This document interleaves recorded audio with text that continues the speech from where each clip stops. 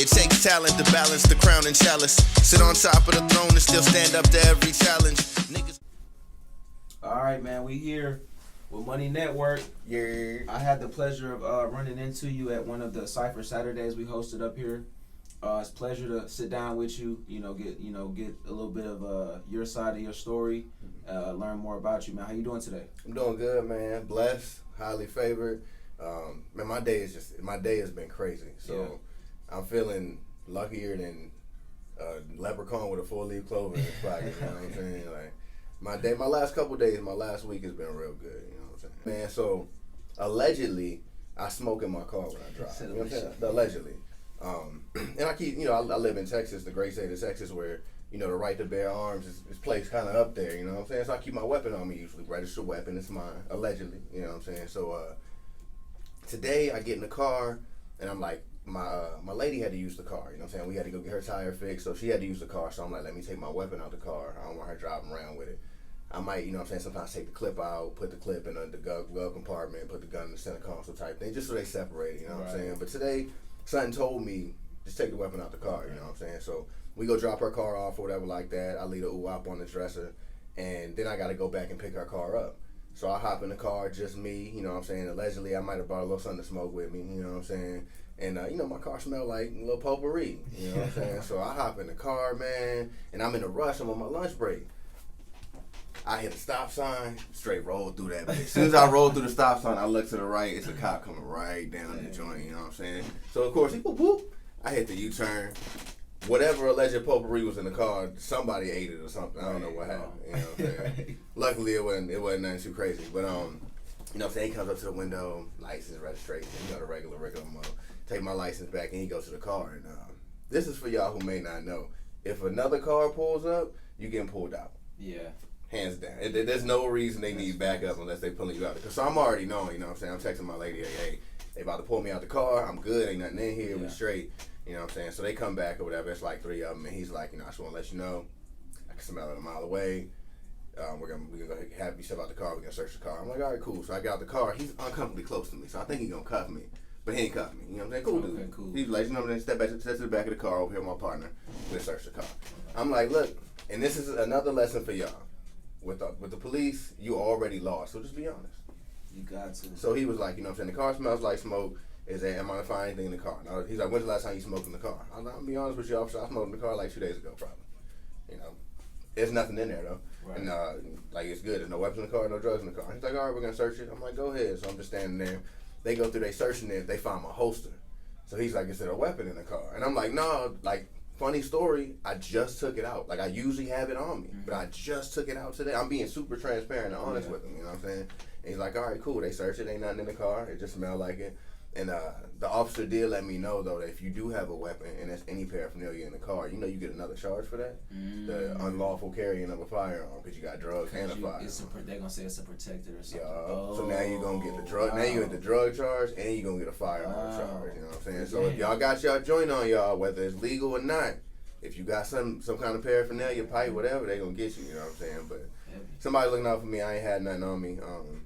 And yeah, so that, you know what I'm saying? He's like, he told me he appreciated me for being transparent, making it as easy as possible. He gonna write me a warning for blowing through the stop sign or whatever. And had you not been transparent, he would have probably gave you a harder time on the back end. So, Or if I had the weapon in my car, it probably would have been another story. Because the headline, armed black man pulled over. That's just the start to a bad headline. You know what I'm saying? But it reminds me to a story. The reason I bring that up when we talking about music, to kind of draw it into music. It reminds me of a story J. Cole tells on his first album. And niggas will say I rap like Cole sometimes. Thank you, niggas will say that, but I don't try to. But anyway, how he just got the call from Rockefeller Records that he just got the deal. He's about to sign the Rock Nation with Jay-Z. And as soon as they got off the phone, they was in the car, yeah. And it's like track 3 on the album, you know what I'm saying? And whoop, whoop. As soon as they start celebrating, the lights go up in the back. They had some stuff in the car. They go to jail. And he like, man, it's the easiest night I ever had in jail in my life. You know what I'm saying? He's like, I ain't grow up always in jail or nothing like that. But he was like, nigga, these niggas don't even know I'm about to sign the Rock Nation. I ain't finna be here. It's cool. They finna bail me out. We straight.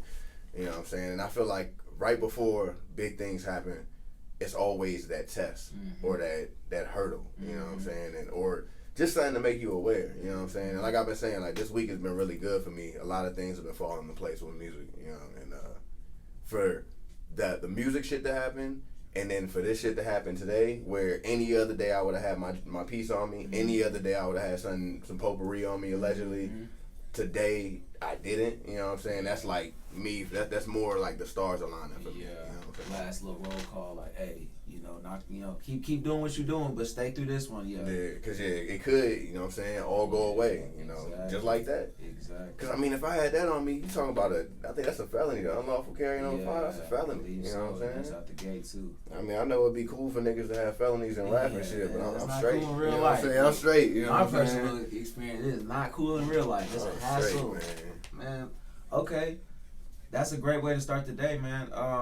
So you kind of streamline that into the music. I did a little bit of a dive into your music, somewhat as far as the timeline itself goes. Mm-hmm. You've been doing it for a while. Long time, man. Tell me, kind of take me back to kind of your origin story as far as the music goes. Like, how'd you get into music? Stuff like that. It's a fun one. So I remember the first rap I ever spit. I'm originally from Baltimore, Maryland, but my mother was in the military, so we moved around a lot of places. Okay. And I ended up in Colorado. I was 12 years old.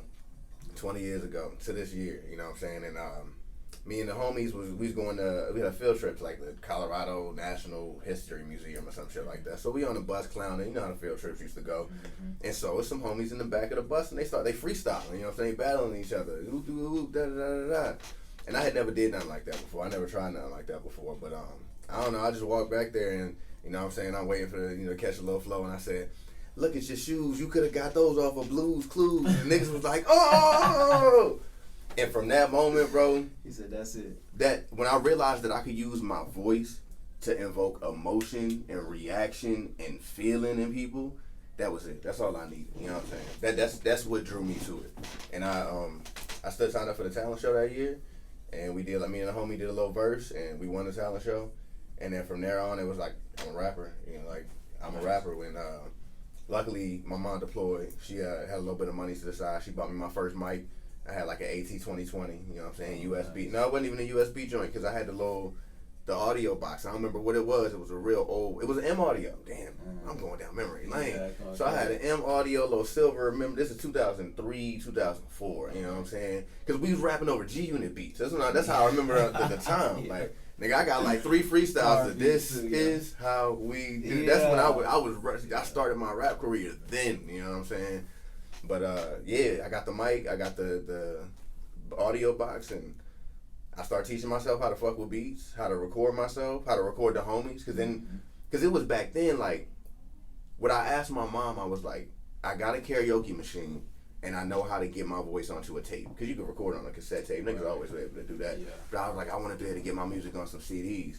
And once I figured that out, I feel like I was the first nigga in Colorado Springs. Not the first. It was probably, you know what I'm saying? But like, I was one of them first niggas in like 7th grade. Like, yo, y'all niggas can come over here and we can burn CDs with our songs on them. Like, we can rap over them hoes. Like, niggas was asking, like, how did you get this shit on a CD? You know what I'm saying? Like, that's how early I was rapping before shit like that. And yeah, man, I just started teaching myself how to produce, engineer, and I've been doing that shit ever since, man. Ever since. Okay, so you said that was early 2000s time out in Colorado. Yeah. When did you? Cause you've been taking it serious since you kind of got that first like rush. You know what I mean? But when did it get serious? If that makes sense. Like when did you get into the point where you're like either okay, I'm getting paid from this, or I'm starting to do things like go out of state or out of the area. Like I'm really leveling up in that sense. Tell me about around what time that took place. That comes in about 3 stages.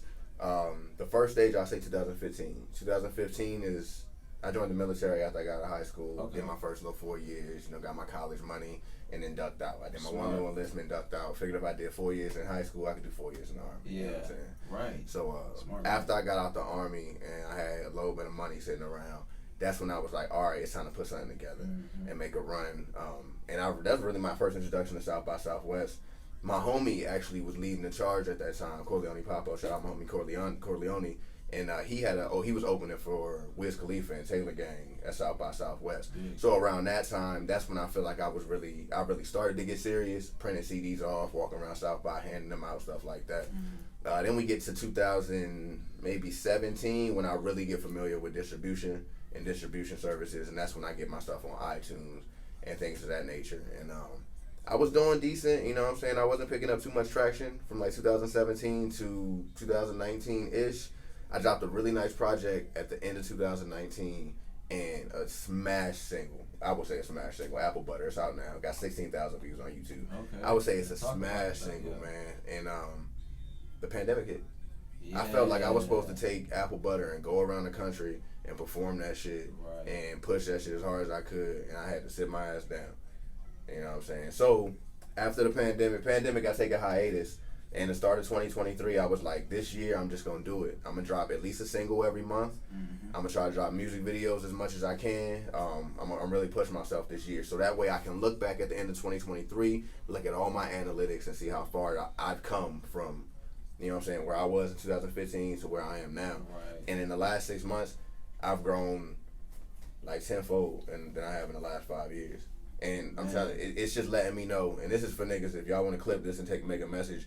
Like, niggas say stay down until you come up. That shit's real. Because I've been doing this shit for 20 years, and I just got a call last week from an artist that I idolize. I idolize this nigga. Like, this nigga, like, literally, bro. This nigga's on my wall. I kid you not. Like, I work from home. I got my work computer. I got a picture of, like, Us from, like, when the movie Us, the Jordan Peele shit. I got a picture of that he signed. You know what I'm saying? I got a picture. It's another picture of, like, I think it's the Get Out kind of, like, set. And in the middle, it's a signed picture of my favorite artist from one of the concerts I went to. And, you know what I'm saying? He signed it and shit like that. And I got a call on some shit like that. Not even on some shit like that, like, the nigga, you know what I'm saying? Like, I don't want to give it away, you know what I'm saying? We trying to figure it out, but crazy. Like, the nigga hit me, like, the nigga DM me, bro. Yeah. On Instagram, and you know, as an artist, you get DMs all the time. I got a DM from Jadakiss one time that was like, yo, for 15,000, and I really bit and thought I was about to do it. And I know some niggas that did do it, and he just like shared the story post or whatever like that. And then it came out that later that niggas was doing cash grabs during the pandemic and just scamming niggas on that shit. Hurting. So as soon as the nigga hit me up, I'm like, you know what I'm saying? He said, hey, I fuck with your shit. If you ever got the budget, we locked in. I'm telling you, but this is a nigga that's on my wall, nigga. And he said, I fuck with your shit. And he said, like, I think he's like, your shit hard. Your shit hard. If you ever got the budget, we locked in. I'm like, yo, what's the budget? You know what I'm saying? Yeah, let's keep this ball rolling. You know what I'm saying? He tell me what the budget is, and I'm like, all right, man, but can you video chat me so we can confirm? And then I'm like, money good. You know what I'm saying? This nigga said, what's your number? Bro, so I was taking a nap before all this happened. I wake up to the message, hey, your shit hard. You know what I'm saying? So I'm just like, whatever. I'm cooking me some food and shit. Like 5 minutes later, I forgot about it. Because I'm thinking it's just a scam. But I give him the number, tell him hit me. Ain't nobody gonna hit me. This nigga ain't gonna hit me. Nigga, my phone start ringing FaceTime, bro. Doop, doop, doop, doop, doop, doop. He said, nah.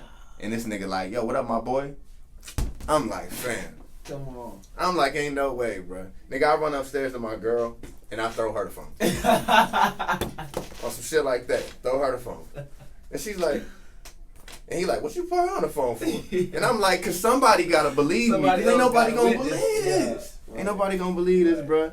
Man. Ain't nobody gonna believe it. But it took me 20 years to get there. And I say that shit to say, like I was telling you, my partner back in 2015, he was opening for Taylor Gang. He opened for Nipsey Hussle. He opened for Paul Wall. He got a feature with Young Buck. Yeah. You know what I'm saying? But like for me, I just been rapping my ass off for 20 years. You know what I'm saying? Like that shit for me was validation that everything I've been doing for the last dub was worth something. Right, exactly. Worth something. It's about that business. First off, it's about it being your passion in the first place, but then it's about, you know, your accolades and your journey.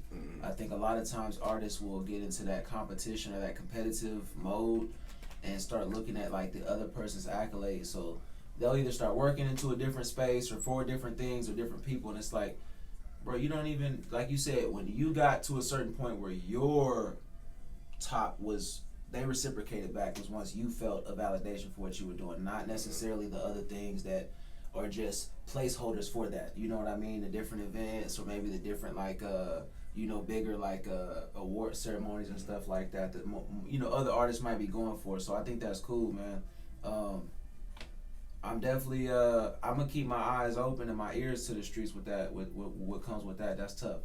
Yeah, it's gonna be dope, man. It's gonna be dope. I got it real close. I've been calling the homies. You know what I'm saying? I play it for them. You know how you can share your screen on FaceTime. That's the only way I'm playing it for niggas. I can't send it to you. Nah. I can't let you get a snippet of it because I don't want it to leak. Like this is big for me. You know what I'm saying? It's just like, it's a dream. And at the end of the day, for me, like, if it was all to stop, like, that's dope enough for me to say. You know what I'm saying? This nigga Grammy nominated type shit. You know what I'm saying? Like, big stuff. Yeah, like But that's what I'm saying. For shit like that to happen, and in the same week, the shit I tell you to happen to me this morning, it's like the stars is aligning. You know what I'm saying? Like, that mean, they gotta mean something, right? Like, niggas just ain't getting that lucky all of a sudden. On you, know what I mean? All eyes on you type of thing. Yeah. Okay. So, in the mix of that, I noticed online as well that you, and you sent it to me to kind of do a little info dive also, you had started and ran a podcast around the same time, doing your music and stuff like that through 2017 to 2019, right before the pandemic. Right before it.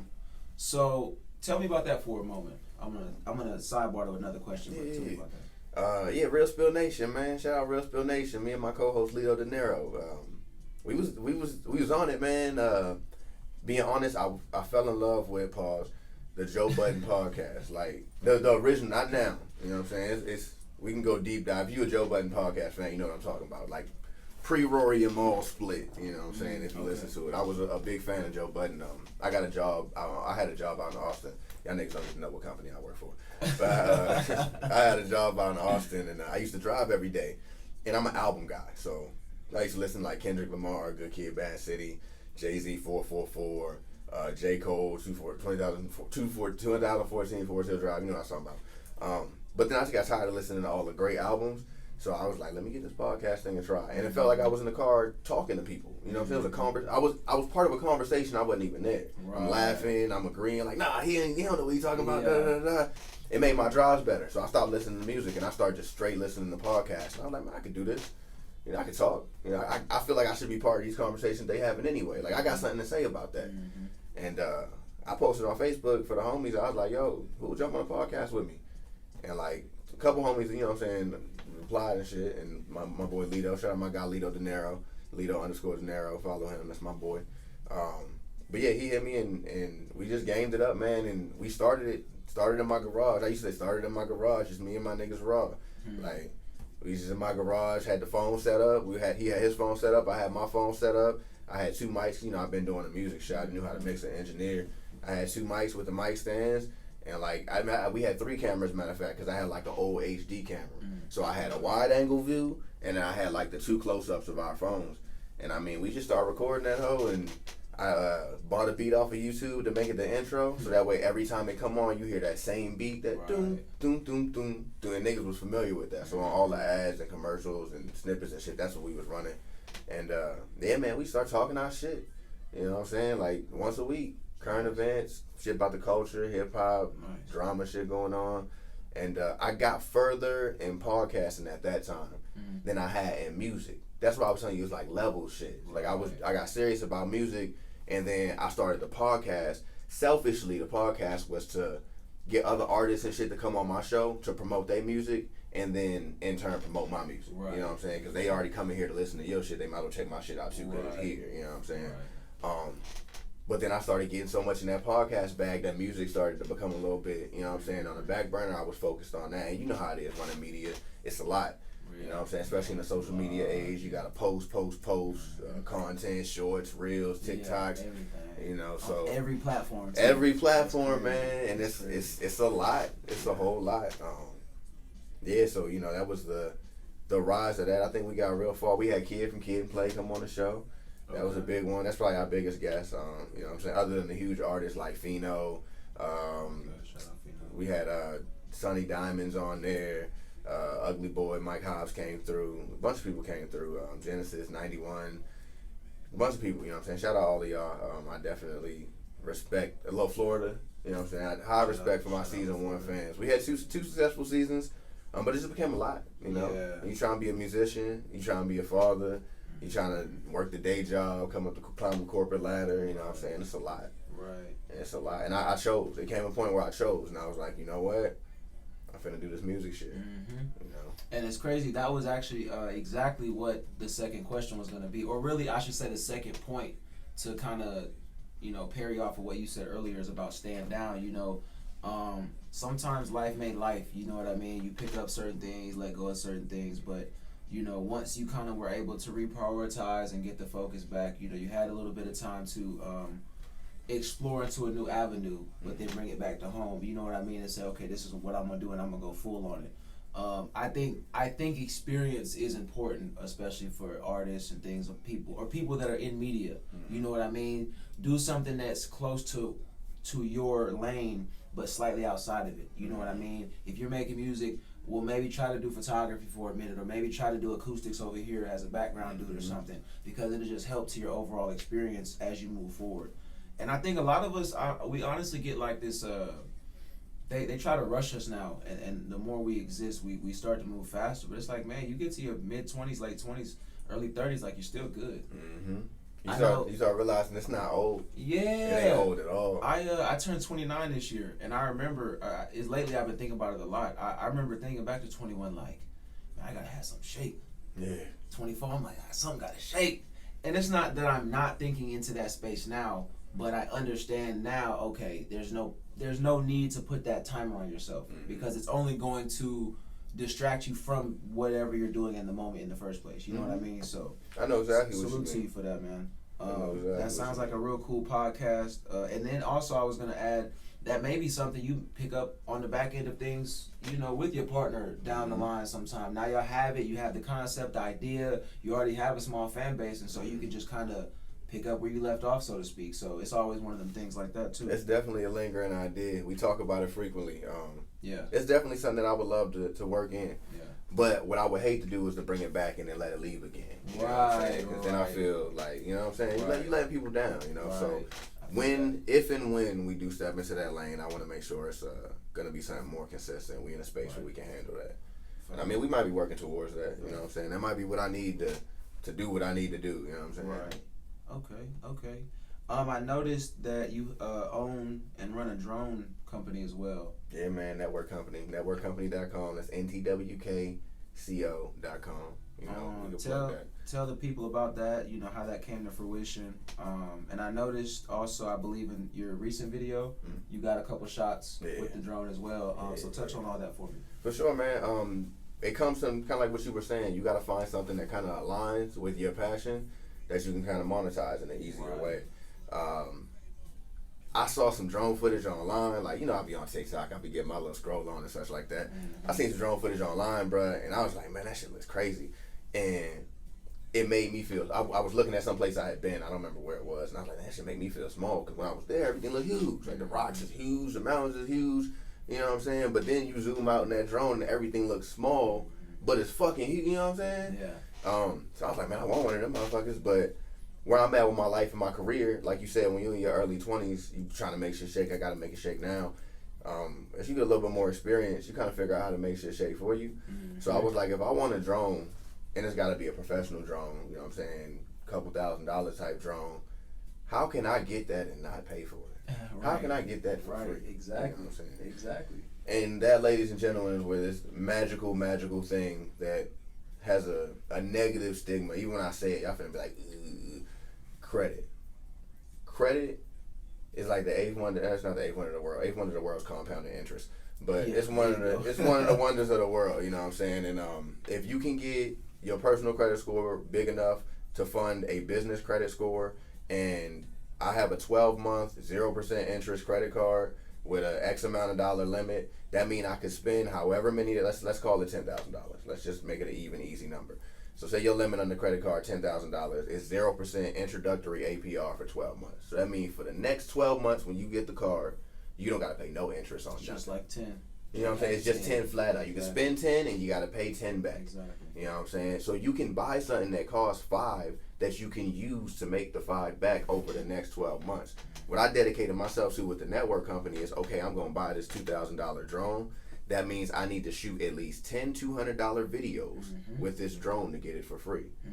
I started shooting the videos, man, I'm up to like 30 videos, man. So now, like, the drone been paid for, the credit been paid back, and now I can go have fun with it like I do. Like, I go travel and shit, and I be flying it, and then, like, I have people that I work with, clients that I work with that, you know, still, like, realtors, a lot of realtors still come to me. And I mean, I'm promoting it as well, too. And then that's where the music video comes into play. That's nothing but a demo. Yeah, it's my hard. Yeah, it's my hard song. Yeah, that's the actual official music video for my song. But what that's doing for my drone business is like, yo, this is what I filmed for me. Imagine what I could do for you. You know what I'm saying? But I'm pulling back the veil on shit. I don't care because this is content. This is what it's supposed to do. Y'all supposed to attach to the content more because it is personal. You know what I'm saying? That's my girl holding the camera, bro. The way this whole video came, I went to the Philippines, Manila. We touch on that a little bit too, a little bit later. But we'll circle back to the Manila thing. I'm in the Philippines in Manila, and it was funny. I'm out there with my mom's. And I kept telling my girl every now and then, and my mom, she kept making fun of me eventually because I was like, yo, I want to rap. And that's how the whole video was filmed. Like, we would be somewhere dope, and I'd be like, this cool. I want to rap. And, you know what I'm saying, my girl, my queen, love her. You know what I'm saying, she hold me down like that, and she don't think it's weird. And she's like, I got a little lens and shit that attach onto here. So it's a little bit more than just the iPhone, you know what I'm saying? I got a gimbal and shit to keep it stable. Right. But, you know what I'm saying, it's, you know what I'm saying? And so I'm just in front of the restaurant in Manila rapping, in a museum in Manila rapping. At the charity event we did rapping, you know what I'm saying? And then I just put it together. So if I can make something that dope and visually appealing, you know what I'm saying, just on the fly like that, imagine what I could plan for you. Imagine if we sit down and we storyboard it out, come with a mood board, how we want to film the video, what moods you want. I get to listen to the song for weeks, you know what I'm saying? And that's another thing. I'm giving this a lot, which is dope. But that song, bro, soak it up, man. That song that's on the video that dropped today, I was flying to Manila on, what is it, August now? So it was July. I flew to Manila July 17th. I was like, fam, I ain't got no song. I have to take advantage when I'm out there and record a video. I was like, fam, I ain't got no song. I recorded this like 3 days before I left. The version that's on iTunes and the video is unmastered. It's just, that's clean. This is like the clear, regular audio. You know what I'm saying? I did that shit like at work on my lunch break type shit. You know what I'm saying? Half of it was written, half of it was like just punching in, going back and forth. But I say all that shit to say is like I was talking before we started. Simple tools. That's all you need. You don't need. You know what I'm saying? A lot of people try to make sure everything's so polished. Everything don't gotta be polished, bro. Cause you the only person that know it's not. And until right now, y'all niggas thought I might have went and got a videographer over there, or you know what I'm saying, whatever. Or that track I went to the studio and that shit was on my lunch break, man. That's what I'm saying. And it made it happen though. Made it happen. You know what I'm saying? A lot of, if you pay attention to hip hop, and you know, I need to do a better job, but I still watch, you know, artist interviews like these at times, and like even like the younger dudes like Lil Tyler. That's how he got one of his big breaks. Most of his earlier singles that are hot, he just did on BandLab on his phone. You know what I mean? Same with this. You know, with the interviews. You know, it's just a phone stand. I went to a festival out in Dallas, and the dude like tapped into my page. Dang, bro, you be putting it together. And I'm like, bro, it's the same phone. It's the same junk I use right here on all the stuff you done seen, bro. All the little, it's right there, bro. It's just about putting the tools together and building what you want to build. Like I said before, people get so caught up in the build, looking at what the model house was, not knowing you can build whatever you want. Yeah, you can make that anytime, all the time. You just got to put the work in for it. So that's cool. If you don't mind, take us through the trip. Tell us about, you know, why you were out there. I know you mentioned a charity event, things like that. Tell me about that. So, man, I did on the podcast, actually, I did my DNA history. And I found out that I always thought that my grandma was from the Philippines, was born in the Philippines, and my granddad was black. So that made my mom half black, half Filipino. That made me 25% Filipino, and then my dad black. It don't work like that at all. Like, that's just not the way genetics work. I'm not gonna lie, I've been doing that too. I thought it was. That shit just don't work like that, you know what I'm saying? Like my daughter got more Filipino in her than me. And she like a generation displaced. You know what I'm saying? DNA is weird, bro. But so I did my DNA history, and I found out I'm like 74% Nigerian, which makes sense. We own some land in like Baltimore. My ancestors on my black side were brought straight from Nigeria as slaves across the Atlantic into the Chesapeake Bay, and you know what I'm saying, was on plantations in Maryland. And after slavery, the slave owners actually gave them some land that we still own to this day. Well, shout out to them at least. I say at least. I'm a glass half full kind of person. So. Yeah, you know what I'm saying? I'll take that with but on my other side, I never really got in contact with my Filipino roots. But I'm 13% Filipino. So I'm not even really much Filipino at all. However, my Filipino lineage runs deep, you know what I'm saying? So my great-grandmother was actually born in north of Manila in the Philippines. And she met my great-grandfather. She was born like 1880 some odd. I'm sorry, great-grandma, I'm missing your birthday. But she married my great grandpa. He was a Navy engineer, and he was stationed in the Philippines in the Navy. He was from the U.S., but he was stationed in the Philippines over there, black dude. And you know what I'm saying? He found this beautiful woman over there, and they traveled back. Fam, she had 9 kids in the Philippines, but a lot of them had passed away because niggas don't know the Philippines was like conquered by like the Spanish and the French and these people, and it's all kind of famine and wars and shit going on over there. I don't know all of the in depth, so don't let me misquote the history, but yeah, like 9 of her kids passed or whatever. But he met her, thought she was beautiful. They got married. He brought her back to the United States, brought her back to Baltimore where he was from. And that's how my Filipino roots end up in here. My slave roots from Nigeria, my Filipino roots from the Philippines, you know what I'm saying? All culminated in Baltimore where I was born. So yeah, you know what I'm saying? All my uncles, they go to the Philippines and get traditional Philippine wives. That's just like their bag, you know what I'm saying? So all my uncles been over there, but I got 4 uncles, 3 that I'm really close with. Two of those 3 I'm really close with passed over the last 3 years. One of them actually passed in the Philippines, you know what I'm saying? He was driving, he had a heart attack. Take care of yourself, black folks, you know what I'm saying? Heart disease is a thing. Yeah. He's driving, had a heart attack. Cops pulled him over. He ain't had no, this was during the pandemic too. He ain't had no information. A dope officer, Officer Jimenez in the Philippines, went above and beyond, found my mom, my uncle on Facebook. Like, this shit he ain't had to do, you know what I'm saying? And got contact and helped get the body back and organize the funeral and stuff like that. But anyway, he was living over there with his wife, and he's just always been the kind of guy that give. He an Army veteran. So he started a charity organization called Help My Neighbor over there, and he was giving a lot of, you know, food, backpacks, warm meals. Like, we talking about in the bricks in the Philippines. Like, the Philippines, Manila is dope, like you can see in the video, but it's like a third world country outside the city. Like, even in Manila, outside all the malls, everybody got shotguns. There's armed security with shotguns outside, like, almost every major building that you go into. Like, it's like that, you know what I'm saying? He's like on some Somali pirate type shit, you know what I'm saying? Like, it's a third world country when you get out the city. And that's where my uncle did the charity at, down in the jungle, where I call it the bricks, you know what I'm saying? So, we went at my other uncle, my Uncle Duro, in honor of my Uncle Fabe who passed. He started a charity called the Paran Foundation. And the Paran Foundation, that's after my great grandma, her maiden name. But he started that foundation, and we set up an event in July where we gave away, I think, 150 bags of rice, school supplies, a lot of money, hot meals, and then just spend some time, you know, kind of like getting off raffles and stuff like that, cool. And just helping them out. And bruh, to see, they call me Money Network. Yeah, I've always been about money. I've always been about networking. I've never in my life wanted to give everything I had in my pockets, everything I had in my power, bruh. Like, these people were so happy to get like a bag of rice, bruh. Yeah. You know, it's like the smiles on their faces and just like the joy that these people, like, we made these people's like probably like month, year. Right. Like at the event, you know what I'm saying? We gave out the food and stuff like that. Niggas is coming up to us trying to take pictures with us, you know what I'm saying? I ain't nobody. Like, you know what I'm saying? The way I feel about myself, you know what I'm saying? I'm somebody, but whatever.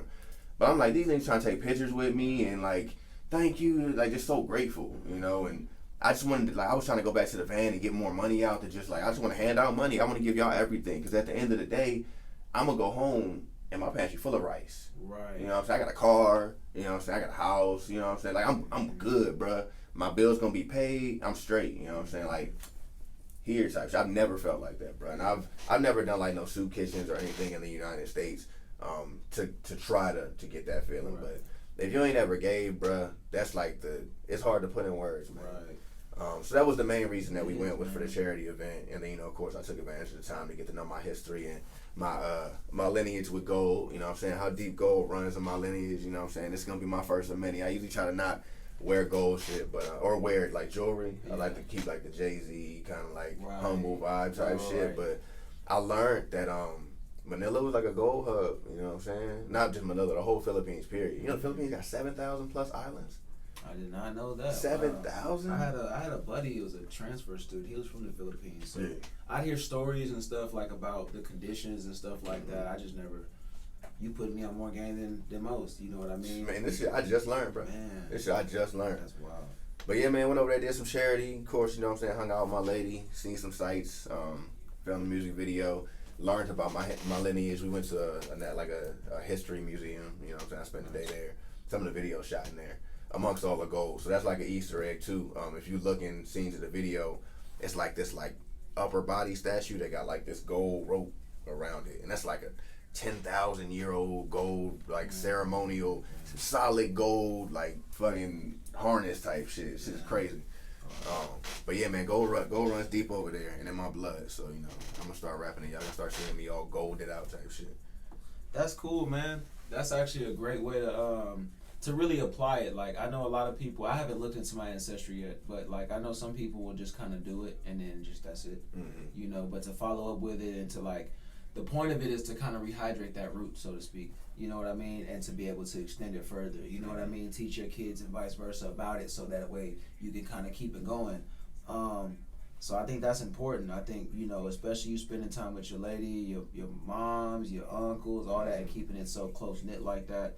And then giving back, man. I was talking to my lady about it and just reflecting recently. And you either have to be at an exalted position and experience someone like that, or you have to be someone that has always dealt with accepting the conditions that were placed on you to really experience gratitude. And being grateful. Crazy.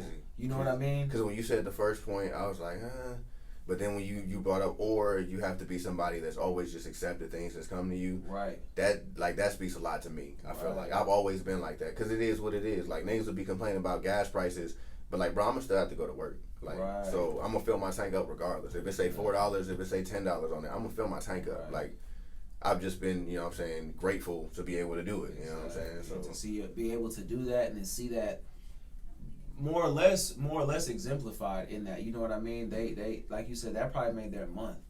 And there's people that, like you said, the gas price will change 20 cents, and that'd be their whole week. It's over. They mad. So I appreciate people who acknowledge that. You know what I mean? And have that gratitude for life. You know, because I feel like if we had that more in our day-to-day, we could do more to help people like that. You know what I mean? Put on foundations, put on events and stuff like that. So, again, man, salute. I'm glad y'all made it there safe. I seen the trip back. It took y'all forever. Man, when I tell y'all, that's what people don't... not only is the travel... Like, it was a 5-hour flight, like a 4-hour flight to LA. You know what I'm saying? Not too bad. 3-4 hours maybe to LA. And then from LA to Taiwan is like 13. You know what I'm saying? But you flying forward and you flying back, but forward in time. You know what I'm saying? Like, cause Manila 13 hours ahead of us. So we left on Monday and we didn't get there till Wednesday. You know what I'm saying? But it was still Tuesday back here. You know what I'm saying? That's a lot. So I'm like, got off the plane, man. That's why I was like, man, I done missed 2 days sitting on this plane. You know what I'm saying? Like, what am I? Like, I done missed stuff. So on the way back, we gained today. We left on Monday, and we was traveling for 24 hours, and we got back on Monday. You know what I'm saying? So it's just like, fam, what day is it? How old am I? You know what I'm saying? Like, how old am I? Does my birthday change because I went somewhere else? You know? Man. But yeah, it was, them international flights ain't for the weak, man. They not for the weak, bruh. Especially if you tall. I'm 6'4". Leg remain, you know what I'm saying? I ain't first class, you know what I'm saying? I fly economy, you know. I ain't gonna try to keep it like, I've been first class late. Nah, man, that first class was like another $600 per ticket. Like, I'm gonna hold that, you know what I'm saying? Yeah, I'm gonna keep that. So, yeah, but it's not for the weak, man. My back was hurting. On the way back, too, you know how the seat lean back a little bit? I leaned that shit back, I swear it ain't moved. I leaned it back and I was like, man, I'm still sitting up. It's some bullshit. And that was a long flight. It was like a 10-hour joint from like Korea to Seattle or some shit, man. I'm like, y'all shit don't work. Y'all got me in a faulty seat, man. Okay. So really, the next part is just closing sentiments. Really, if you have anything coming up, you know, singles, projects, anything you want to let your fans know, stuff like that. Okay. For sure. So right now, I'm just pushing Plain and Sand. Plain and Sand's latest single. I dropped the music video. I dropped the single, so the audio's out. Make sure y'all stream that, man. Let me know what y'all think of it. You know, the feedback. That's gonna help me really get in my bag. I'm coming off of a fake battle rap stint, so the content in that song is more braggadocious and it's more like talking my shit, because that's kind of where I'm coming off of. Poking some jabs in it, you know. Yeah, it'll ruffle some feathers. Yeah, you know, talking a little bit of shit. People, yeah. So that's what y'all can expect from me, is to deliver more of that content. I'm gonna start flooding y'all, because like I kind of said towards the beginning, the last week has made me realize that what I've wanted to do for the last 20 years is possible. So now that I know the dream can be a reality, like for real, you know, like everybody gotta have a dream, you know, hustle and flow. but it can be a reality, bro. Like, I'm finna start living the dream, and I'm really finna start handling it like that. You know what I'm saying? I gotta serve content. I have to deliver. You know what I'm saying? Because if I don't deliver my part, it don't matter who I got a feature with. I can have a feature with Jay-Z and put it out. If I don't market it right, if I don't promote it right, if I don't got, content behind it, visual, marketing plan, a budget for the marketing, you know what I'm saying? Like, if you don't, good water. If you don't got all of that, man, you might as well not even put the song out. And that's what a lot of people sleep on. The studio, the easy part. You go to the studio, make the songs every night. You can make the best song in the world, you know what I'm saying? There's somewhere right now that play better than Jordan, better than Kobe. But if that nigga ain't on the AAU team or showing out in his basketball squad, nobody give a fuck what he doing at the park. Yep. It's about putting that plan together and actualizing on it. Like you said, you at a point you figured out that it works. Mm-hmm. So now it's about the plan or whatever that method was you figured out works is multiplying that on a long-term scale and then just running the play. For sure. But yo, this is dope, man. It's a really good conversation. Money Network. That's Money Network. It's one word. MoneyNetwork.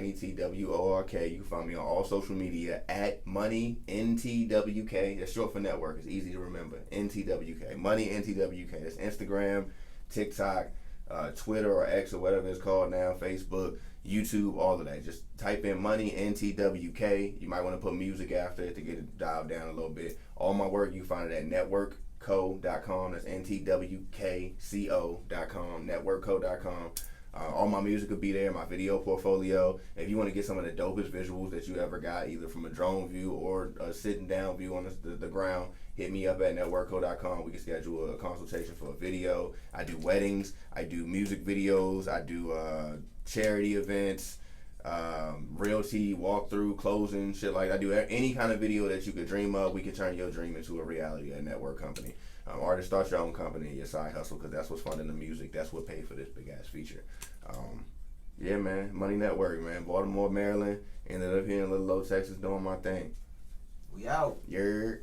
The greatest weapon is the thought and the plan, and I've been planning for the top since you